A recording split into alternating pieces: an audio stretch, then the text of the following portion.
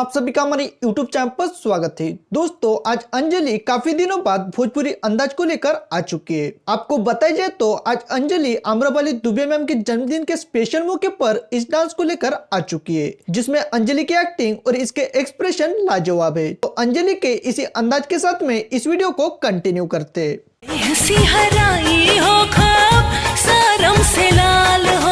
दोस्तों, आप लोगों ने हमारी प्यारी अंजलि और आम्रपाली दुबे मैम को एक ही पर्दे पर देखा ही है। कुछ दिनों पहले मेरे रंग में रंगने वाली इस भोजपुरी फिल्म में इन दोनों ने काम किया और इनके उस भोजपुरी फिल्म का ऑफिशियल ट्रेलर भी आ चुका है। अंजलि ने अपने डांस के दम पर सोशल मीडिया के साथ में ही फिल्म इंडस्ट्री को भी पीछे छोड़ दिया और इसके ठुमके पर लाखों लोग दीवाना हो चुके। मीठी मीठी बतिया प्यार के छतिया से लगब दिलदार के।